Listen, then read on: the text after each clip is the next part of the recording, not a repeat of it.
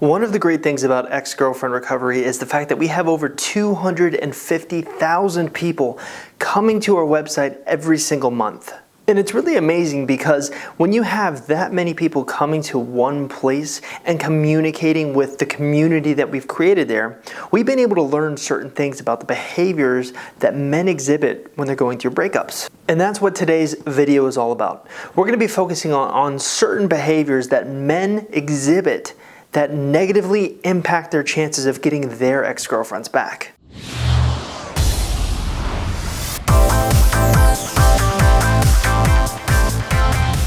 Hi, I'm Chris Sider, founder of Ex-Girlfriend Recovery, and today we're going to talk about the top 3 things that you are doing to kill any chance you have of getting your ex-girlfriend back. Now, I know what you're thinking. Yeah, Chris, I don't need any kind of refreshers on behaviors to avoid. Well, actually, according to our own independent research using the people who come to Ex-Girlfriend Recovery, you actually do need a refresher on the behaviors to avoid. Even if you think you know everything there is to know about getting your own ex-girlfriend back, you can fall prey to these things because it's so easy to make mistakes when you are trying to navigate a difficult situation like this. So with that in mind, let's begin with behavior to avoid number 1.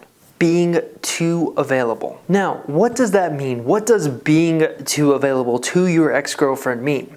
Well, being too available can include multiple different behaviors. For example, like begging. Please, please take me back, please. Natting.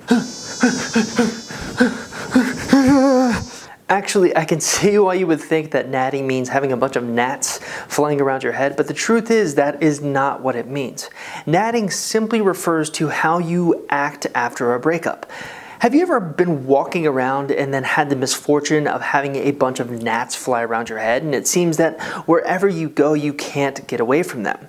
Well, the same principle applies to your ex-girlfriend if after a breakup you text her non-stop, you show up unannounced, you call her non-stop. It's almost like you are a gnat and wherever she goes you follow. You're annoying to her and you're too available. Now, what's that phrase that women are always peddling out there when they're asked, what is the number 1 thing that makes you attracted to a man? Confidence.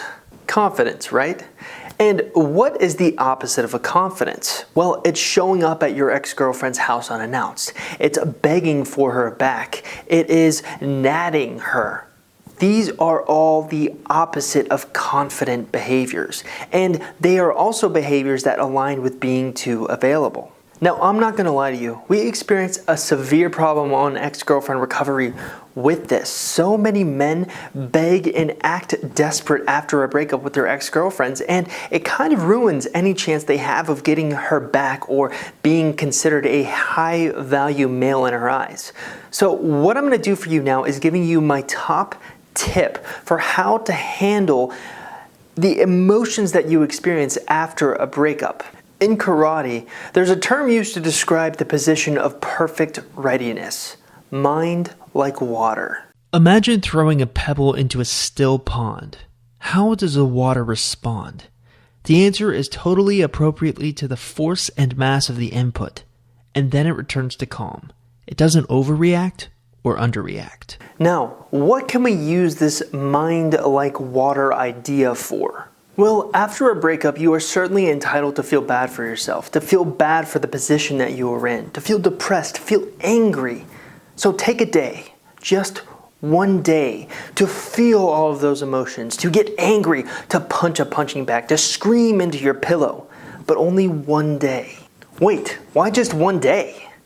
Well, do you remember how the pebble was dropped into the still pond with the mind like water idea that karate uses?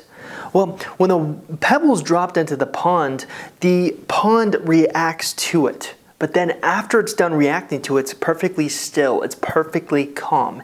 And that's how you need to be. You need to take that one day to be angry, to be upset with yourself, to be upset with your ex-girlfriend.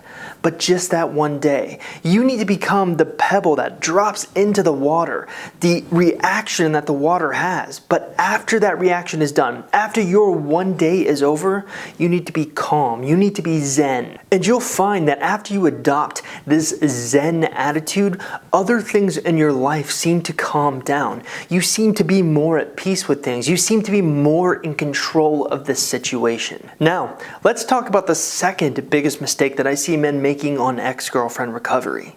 Not having a plan. Tell me if this sounds familiar.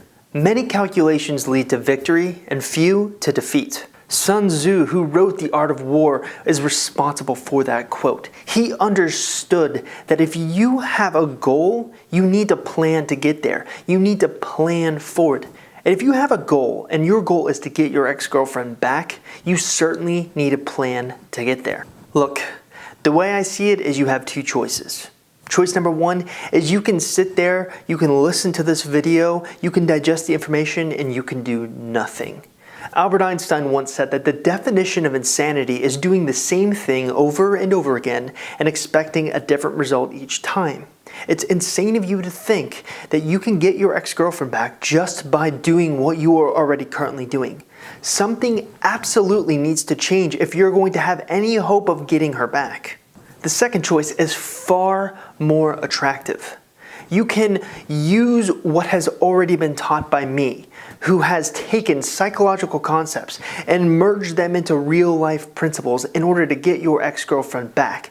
I have come up with game plans for you to follow every single step of the way. You can go to www.exgirlfriendrecovery.com and find dozens of these game plans. Now, if you're kind of new to my brand or you really don't understand what I do, I'm really big into having proof to back up my claims. So when I teach you something, I will absolutely provide the proof, either psychological research or scientific studies done proving that what I'm saying has a basis in real life psychology or science. And you know, I think that's one of the biggest issues with the get your ex back in general niche. So many experts out there make these outrageous claims like, if you follow my steps, I'm gonna get your ex-girlfriend back 100% of the time. Or, I'm gonna show you the 10 secret text messages you can send to your ex-girlfriend to make her come crawling back right now. And people are desperate enough, especially when they're going through a breakup. They fall victim to these scams. And when they purchase these products that claim these things, they find out that there's no substantial evidence to back up these claims. There's no really structured game plan to take you from point A, where you are right now, to point B, where you want to be. And honestly, that's one of the things that we are so proud of on ex-girlfriend recovery. We don't make those kind of outrageous claims. We can't guarantee that you're going to get your ex-girlfriend back. No one on this earth can guarantee that, except maybe your ex-girlfriend. And every game plan that we put together has substantial proof to back up why it works, or it has worked for someone in the past that we have consulted. Now, let's move on to the third biggest mistake that we see men making consistently. Not having enough personal growth. I know this seems counterintuitive, especially since you came here looking for advice on how to get your ex-girlfriend back. But actually, the men who have the most success at getting their ex-girlfriend back aren't the ones that focus so much on their ex-girlfriends. It's the ones who focus so much on them. Really, it's a matter of control. You have full control over what you do. You have full control over the actions you take. You don't have any control over how your ex-girlfriend thinks or what she thinks. You can only influence those things. So when I started recommending to men on ex-girlfriend recovery to focus more on themselves, we saw substantial positive results. Because what happened? Well, coming out of the breakup, your ex-girlfriend has certain stereotypes that she puts you under. She thinks she knows how you are. So maybe 30 days down the line, you're a completely different person than she knew. You're a much more attractive person. It's this idea of moving on without actually moving on. Wait, what the heck does that mean? Great question. Moving on without moving on is a mindset that we teach men to develop. The premise is very simple. After the breakup, you need to approach things in your personal life and every other aspect of your life as if you're trying to move on from the breakup. But deep down, you understand you're really not trying to move on from the breakup. You're simply trying to appear more attractive to your ex-girlfriend.